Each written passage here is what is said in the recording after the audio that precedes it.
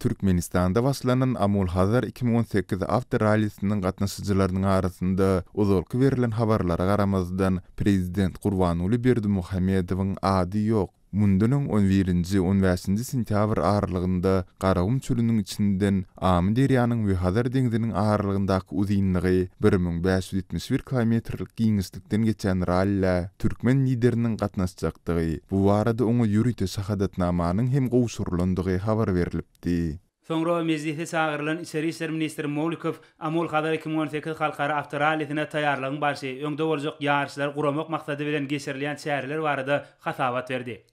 İçeri İşler Ministerliğiniň ýol başçysy milli liderimize sürüjülük şahadatnamasyny hemde sport awtomobiliniň tehniki pasportyny gowşurdy.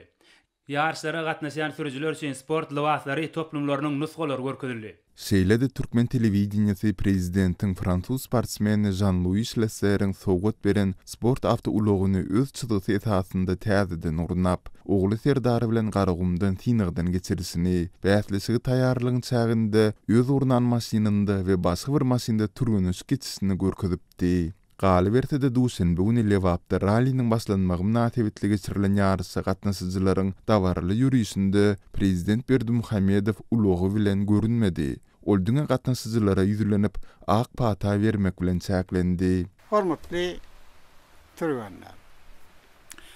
Ýoluňyz ak bolsun.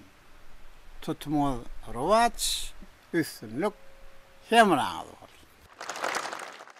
Amul Hazar After Rally'sini geçirmek pikiri Prezident Berdimuhammedowa degislidir. Resmi maglumatlara göre döwlet baş tutany taýýarlyklara hut özü gözükçüligi edýär. Bu ağırlıkta Azatlyk radiosynyň Lewap, Ahal, Daşowuz we Balkan vilayetlerindäki habarçylary we söhbetdeşleri ýurduň ýolbaşçylary tarapyndan uly ähmiýet berilýän bu halkara çäresine görülen taýýarlyklara agdalan vilayetleriň ýaşaýjylarynyň giňden çekilýändigini habar berdiler. Häzirki wagtda Şowuz we Ahal vilayetlerining döwlet idara kärhanalarynyň işgärleri After Rally'niň geçjek ýollarynda we olaryň töwerek daşynda araççylyk we awadaňystyrmak işlerini geçirýärler. Şeýle-de ýurduň vilayetlerinde medeni aýdymsaz toporlary rally'niň geçýän ýolunyň ugry boýunça uly sowkun döretmek üçin mejburi çäreleri çekilýärler. Şol bir wagtda yerli ýaşaýjylaryň sözlerine görä, After Rally görülen resmi taýýarlyklar yerli ilad üçin uly kynçylyk döredýär. Şol sanda ýollar petiklenýär hem ilatyň hereket etmek mümkinçiligi çäklendirilýär.